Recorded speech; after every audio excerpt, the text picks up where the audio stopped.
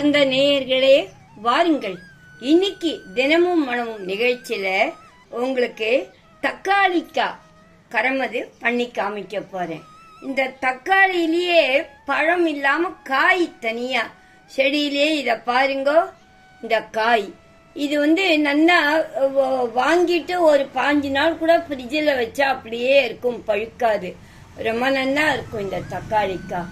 இதில் பொடி சேர்த்து கரமது பண்ணி காமிக்க போறேன்.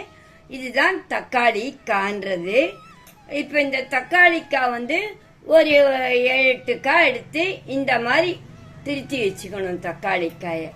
இதுக்கு வேணுங்கிற சாமான் என்னன்னா, முக்கியமா வேர்க்கடலை தான் முக்கியம். அதுக்கப்புறம் இந்த வேர்க்கடலை 2 ஸ்பூன், உளுத்தம்பருப்பு 2 ஸ்பூன், கடலைப்பருப்பு 2 ஸ்பூன், இதோ பெருங்காயம் எடுத்து வச்சிருக்கேன். காஞ்ச மிளகாய் 8 மிளகாய் எடுத்து வச்சுருக்கேன். உங்களுக்கு நீங்க காரத்துக்கு ஏத்த மாதிரி மிளகாய் சேர்த்துக்கலாம். முதல்ல இதெல்லாம் போட்டு வறுத்து மிக்சியில பொடியாக்கி வச்சுக்கணும். இப்போ அதெல்லாத்தையும் வறுத்துக்கலாம். இப்போ முதல்ல பெருங்காயம் போட்டுக்கிறேன். பெருங்காயம் நல்லா பொரியும். அது நல்லா எண்ணெய் காஞ்சதும் இந்த இதில் நல்லா பெருங்காயம் பொரியும்.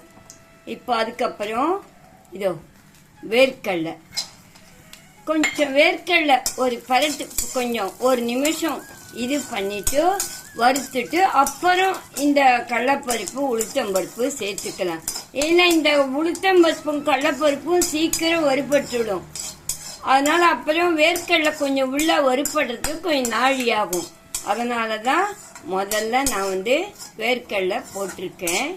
இதோ வேர்க்கடலை 1 நிமிஷம்.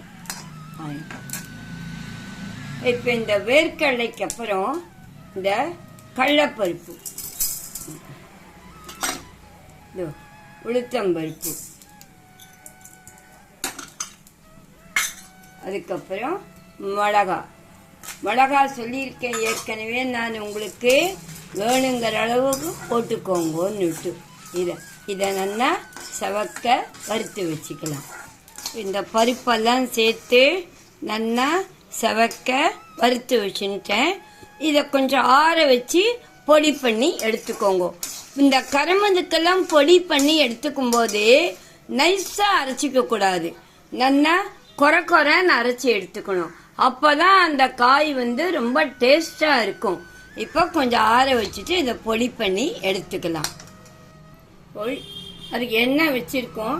இது கொண்டு இந்த மாதிரி இந்த பொடி சேர்த்த கரமதுக்கெல்லாம் கொஞ்சம் கூட எண்ணெய் வச்சுட்டா நல்லா இருக்கும், வதங்கிறதுக்கு இதுவா இருக்கும்.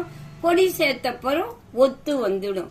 அதுக்கோசரம் கொஞ்சம் கூடவே எண்ணெய் வச்சிருக்கேன். இப்போ கடுகு போடுறேன். கடுகு வெடிச்சதும் வேற என்ன, பொடியில எல்லா பருப்பும் இருக்கிறதுனால இதுக்கு ஒன்றும் வேண்டாம்.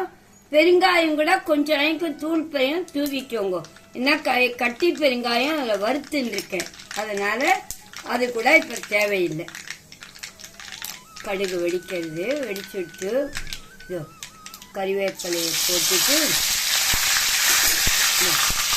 இந்த தக்காளி காயை இதில்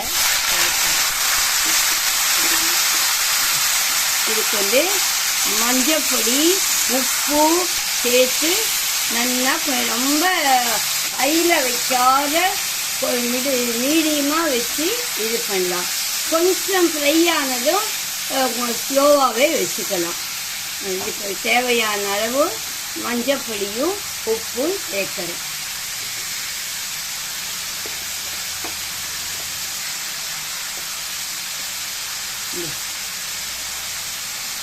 இப்போ மஞ்சப்பொடி போட்டிருக்கேன், உப்பையும் போடுறேன். உப்பையும் போட்டுட்டு நல்லா, ஏன் முதல்லயே உப்பு போடுறேன்னா தக்காளிக்காய் கொஞ்சம் புளிப்பா இருக்கும். அதனால இந்த எண்ணெயில வதங்கும் போது அந்த புளிப்பும் உப்பும் சேர்ந்து ஒத்து வந்துடும் கலந்து. அதுக்குதான் இது போடுறேன். நான் உப்பை முதல்லயே போட்டுட்டேன். இது கொஞ்ச நாள் நல்லா வதங்கட்டும். இந்த தக்காளிக்காய் வதங்கிட்டு ரொம்ப சுருளா வதங்கினா அது உரு தெரியாத போயிடும். அதனால நல்லா வெந்ததும் இந்த மாதிரி கொஞ்சம் தெரியணும், வேகவும் வெந்திருக்கணும். இப்போ இந்த மிக்சியில் அரைச்சி வச்ச பொடியை போடுறேன் நான். இப்போ மொத்த பொடியும் போடணுன்றது கூட இல்லை, தேவையான அளவு போட்டுக்கலாம்.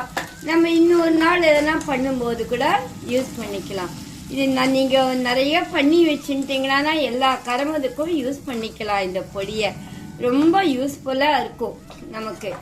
ஒரு எமர்ஜென்சிக்கு சட்டுன்னு சிலதெல்லாம் நம்ம ரெடிமேடாக நம்ம பண்ணி வச்சுக்கணும். அதெல்லாம் இந்த மாதிரி பொடிகளும் ஒன்று, கரமது பொடியும் ஒன்று. இதை பாருங்க, எண்ணெய் அப்போ குத்தினே நிறையன்னு சொன்னனே, இப்போ அதோட இழுத்துண்டு பாருங்க. இப்போ இந்த பொடியோட சேர்த்து ஒரு 2 நிமிஷம் வதங்கட்டும். இப்போ இந்த பொடியும் சேர்த்து நல்லா வதங்கிடுத்து. இப்போ நம்ம கொஞ்சம் கேஸ் ஆஃப் பண்ணிட்டு ஒரு 5 நிமிஷம் இந்த வானம் சூட்டுக்கு அப்படியே வைக்கலாம். சுவையான தக்காளிக்காய் பொடிக்கரமது ரெடி.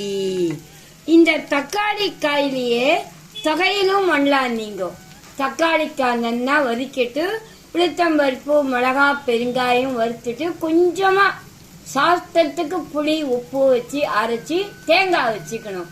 தொகையிலும் ரொம்ப நல்லா இருக்கும், தக்காளிக்காய் தொகையிலும். இப்படி நம்ம ஒரு கறிகாயில நம்ம எத்தனை வெரைட்டி வேணாலும் நல்லா நம்ம பண்ணிக்கலாம். இப்போ நீங்கள் சாப்பிட்றதுக்கு சுவையான தக்காளிக்காய் கரமது ரெடி.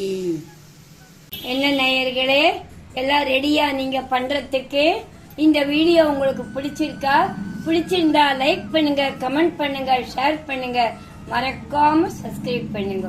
மீண்டும் அடுத்த நிகழ்ச்சியில் உங்களை சந்திக்கும் வரை உங்கள் கனகா பாட்டி.